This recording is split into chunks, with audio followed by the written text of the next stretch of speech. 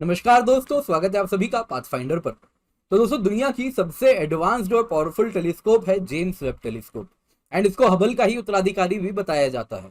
पर दोस्तों, अब इस जेम्स वेब टेलीस्कोप ने कुछ तस्वीरें रिलीज की हैं और दुनिया भर में इन तस्वीरों के बारे में चर्चा हो रही है। तो बहुत इंपॉर्टेंट है prelims as well as mains के लिए कि आप जेम्स वेब टेलीस्कोप के बारे में सब कुछ जानें।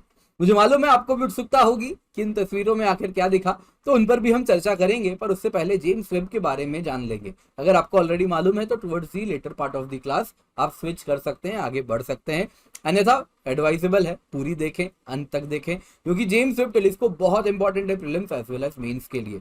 तो दोस्तों, अगर आप देखें तो जेम्स वेब टेलीस्कोप से हमको यूनिवर्स की वो तस्वीरें मिलने वाली हैं जो आज तक हमने कभी नहीं देखी, और उनमें से कुछ तस्वीरें सामने आनी शुरू भी हो चुकी हैं। तो आइए आज की क्लास में इसी पर चर्चा करते हैं। दोस्तों, मेरा नाम किंजल चौधरी है, मैं आपका स्वागत करता हूं पाथफाइंडर पर। तो जल्दी से जाएं, जाके चैनल को सब्सक्राइब करें। साथ ही साथ आप मुझसे मेरे टेलीग्राम चैनल पर जुड़ सकते हैं, जहां पर लेक्चर के बाद आपको पीडीएफ अपडेट्स भी मिल जाएंगे, तो आप डाउनलोड कर लीजिएगा। ऑलरेडी अब तक की सारी क्लासेस की पीडीएफ आपके साथ शेयर कर चुकी है, तो डाउनलोड अवश्य कर लें। इसके सिवा daily 4 PM to 6 PM, rather अब देखें तो मंडे टू थर्सडे है, 4 PM टू 6 PM निकालो प्रीलिम सीरीज है, जिसमें हम मंथ वाइज करंट अफेयर्स कर रहे हैं मल्टीपल चॉइस क्वेश्चंस के माध्यम से, एंड करंट अफेयर्स को कवर करते जा रहे हैं। तो इस टेस्ट सीरीज के थ्रू आप इसमें जरूर अपने करंट अफेयर्स को कवर कर सकते हैं, और जो जरूरी सवाल हैं प्रीलिम्स के लिए उन पर आप एज पा सकते हैं। बाकी मेरे एनवायरमेंट ज्योग्राफी की प्लस कोर्स है, उनमें जरूर आप एनरोल कर सकते हैं। एंड अगर आप अकेडमी सब्सक्रिप्शन लेते हैं यूजिंग द कोड KC10, तो आपको मेरे द्वारा हैंड होल्डिंग गाइडेंस मेंटरशिप मिलती है।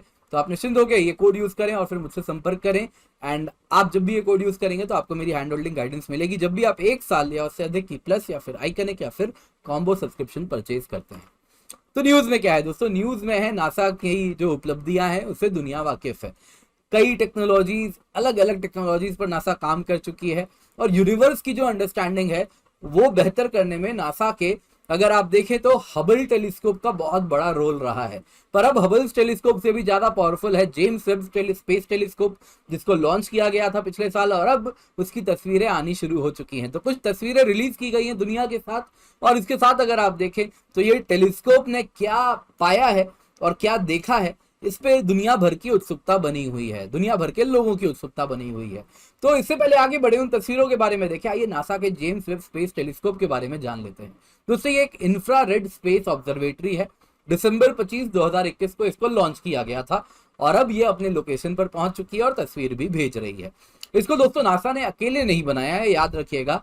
नासा, यूरोपियन स्पेस एजेंसी और कैनेडियन स्पेस एजेंसी ने मिलकर इंटरनेशनल कोलैबोरेशन के अंतर्गत इस टेलीस्कोप को बनाया है। एंड अगर आप देखें तो ये सबसे पावरफुल टेलीस्कोप है आज तक मानव के इतिहास में जो लॉन्च की गई है स्पेस में। एंड अगर आप देखें तो इससे हम अपने बिग बैंग के बाद से यूनिवर्स कैसे इवॉल्व की है उसका इतिहास हम समझ सकते हैं। क्योंकि दोस्तों आप देखें तो जो ये लाइट्स जिसको ये ऑब्जर्व कर रहा है, जिसके थ्रू यूनिवर्स को ऑब्जर्व कर रहा है, वो कई दूर से आ रही हैं, कई millions of light years away हैं वो सारे गैलेक्सीज जिनकी लाइट आ रही है। तो आज जो लाइट आई है ये दोस्तों millions of light years distance travel कर रही है, तो मिलियंस ऑफ ईयर्स पहले की बातें हमको पता चलती हैं। तो एक तरीके से आप अगर देखें तो ये लाइट, एक तरीके से आप देखें तो ये विंडो है टू आवर पास्ट। तो ये अगर हम जेम्स वेब स्पेस टेलीस्कोप की बात करें तो इसे L2 पॉइंट पर, ये अर्थ है, ये सन है, एंड यहाँ पे अगर आप देखें तो L2 पॉइंट पर इसे छोड़ा गया है, और यहीं पर ये अपने ऑर्बिट में L2 पॉइंट में इस प्रकार से घूम रहा है। आपको मैं थोड़ा जूम करके दिखा देता हूं, तो this is the L2 point. यहीं पर जेम्स वेब स्पेस टेलीस्कोप को छोड़ा गया है दोस्तों। एंड अगर आप देखें तो ये करीबन पृथ्वी से 1 मिलियन माइल की दूरी पे है। This is called as second Lagrange point, L2 point जहां पर वो है। लैंग्राजे पॉइंट क्या होता है दोस्तों, मैंने पास में कई बार बताया है, तो आप प्रीवियस वीडियोस को देख सकते हैं समझने के लिए।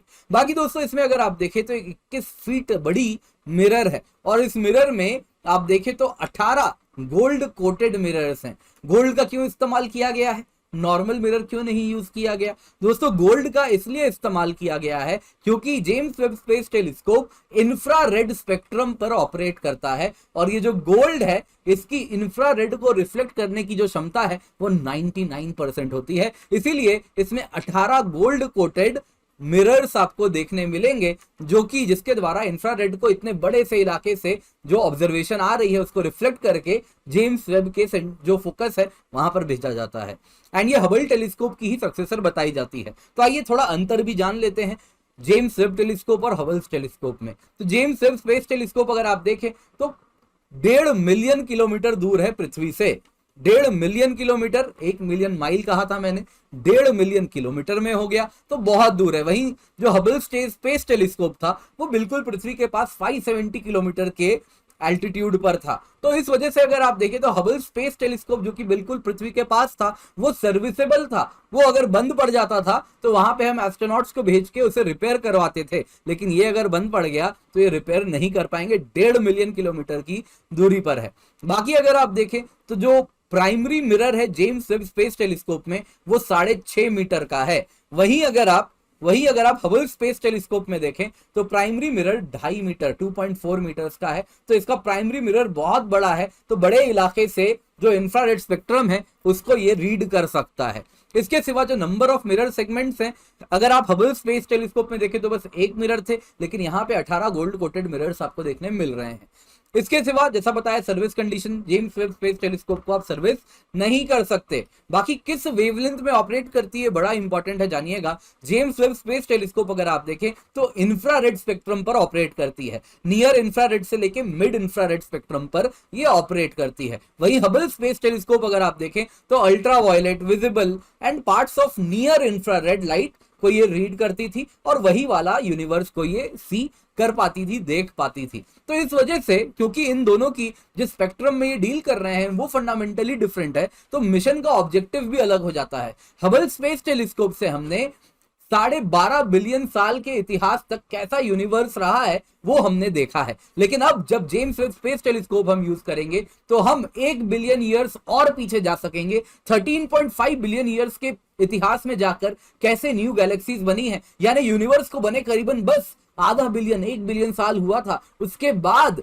यूनिवर्स में कैसे गैलेक्सीज बने हैं उस यंग यूनिवर्स में, उसको हम स्टडी कर पाएंगे using the James Webb space telescope. तो दोस्तों जेम्स वेब स्पेस टेलीस्कोप का ऑब्जेक्टिव यही है कि कैसे हम यूनिवर्स को बेहतर समझ सकें, कैसे बिग बैंग हुआ है और कैसे आफ्टर द बिग बैंग कैसे गैलेक्सीज बनी हैं उस यंग यूनिवर्स में, और कैसे स्टार्स बन रहे हैं, कैसे प्लैनेटरी सिस्टम्स के आज के टाइम में जो हमें दिख रही हैं पुराने प्लैनेट्स हैं उनकी कैसे फिजिकल केमिकल प्रॉपर्टीज हैं, और कहीं पर लाइफ है तो उसको भी इन्वेस्टिगेट हम कर सकते हैं इस प्रकार से। तो आइए अब आते हैं मुद्दे पे कि आखिरकार हमको क्या दिखा। तो दोस्तों सबसे पहले तो जैसा मैंने बताया इंफ्रारेड स्पेक्ट्रम पर ये काम करता है और बहुत ही हाई स्पेशियल रिजोल्यूशन से इसने इमेजेस बनाए हैं। तो दोस्तों सबसे पहले तो हमने स्टीफन क्विंटेट को यहाँ पर ऑब्जर्व किया है। स्टीफन क्विंटेट हमने पास्ट में भी देखा है, लेकिन इस बार जो देखा तो बहुत ही हाई रिजोल्यूशन में इनकी इमेजेस देखी हैं, तो ये नासा ने भी रिवील की हैं। तो दोस्तों स्टीफन क्विंटेट अगर आप देखें, क्विंटेट यानी 5, तो चौकड़ी होती है 4, वैसे ही 5 वाला हो गया क्विंटेट। तो क्विंटेट अगर आप ट्रिपलेट, क्वाड्रलेट एंड क्विंटलेट, तो ये 5 गैलेक्सीज हैं जो कि आसपास में ही लोकेटेड हैं। ये दोस्तों NGC 7320 है, ये NGC 7319 है। यहाँ पे आप जो देख रहे हैं दिस इज NGC 7318। इसमें आप देखें तो आपको 2 गैलेक्सी देखने मिलेंगी। यहाँ पे आप देख रहे हैं एक सेंटर, ये A है, ये B है, या उल्टा भी हो सकता है। Bottom line is this is NGC 7318, एक A है एक B है, तो ये 2 गैलेक्सी यहां पर हैं, और दिस इज NGC 7317। अब दोस्तों ये A और B जैसा आप देख रहे हैं आपस में क्या कर रही हैं, ये कोलाइड कर रही हैं, टकरा रही हैं। तो इस स्टीफन क्विंटेट को भी ऑब्जर्व किया गया है, एंड इसने जो शॉकवेव्स जनरेट हो रही हैं इस NGC 7318 A और B के कोलिजन से, इसने बहुत खूबसूरती के साथ दुनिया के साथ शेयर किया है। तो शॉकवेव्स हमारे साथ शेयर किए गए हैं। इसके सिवा दूसरी जो पिक्चर थी जो शेयर की गई है नासा के द्वारा, वो अगर आप देखें तो जो स्टार लाइट है, जब एक एक्सोप्लैनेट देखा गया 1150 लाइट ईयर्स की दूरी पे पृथ्वी से। 1150 लाइट ईयर्स यानी ये इतनी दूरी है कि लाइट के स्पीड पे अगर हम ट्रैवल करें तो हमारे अर्थ से उस प्लैनेट में जाने में 1150 साल लगेंगे। तो 1150 लाइट ईयर्स की दूरी पर है एक प्लैनेट, जो कि अगर आप देखें तो जुपिटर के आधे साइज का है, और वो उसका जो खुद का सन है उस एक्सोप्लैनेट का, उसका जो सन है वो उसके बिल्कुल पास में ही रिवॉल्व करता है। जितनी दूरी से हमारा मर्क्यूरी रिवॉल्व करता है हमारे सन के, कुछ उतनी ही दूरी से, रादर उससे भी करीब से वो अपने स्टार को ग्रेज करता है। काफी बड़ा प्लैनेट है। तो उस प्लैनेट में हमने देखा उसका जो एटमॉस्फेयर है उसके एटमॉस्फेयर से जब उसके स्टार की लाइट गुजर रही है तो उसको भी हमने स्टडी किया, उसकी भी हमने स्पेक्ट्रम, कैसी लाइट्स है इसकी स्पेक्ट्रोस्कोपी हमने की है।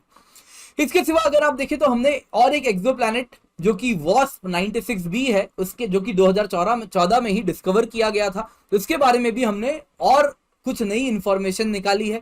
हमने पाया कि इस टेलीस्कोप ने पाया कि जो वाटर वेपर है उस एटमॉस्फेयर में, इस वॉस्प 96b के जो कि फार अवे गैस प्लैनेट है, उसके एटमॉस्फेयर में वाटर वेपर है। और ये एविडेंस हमें कैसे पता चला? क्योंकि जो लाइट आ रही है उसकी जो स्पेक्ट्रल रिजोल्यूशन है उससे हम उसकी केमिकल प्रॉपर्टीज पढ़ सकते हैं, इसको कहते हैं स्पेक्ट्रोस्कोपी। तो स्पेक्ट्रोस्कोपी के द्वारा उस लाइट की एनालिसिस की और हमने पता किया कि उसमें क्या क्या गैसेस होंगे, तो पाया कि भाई इसमें तो वाटर वेपर भी है।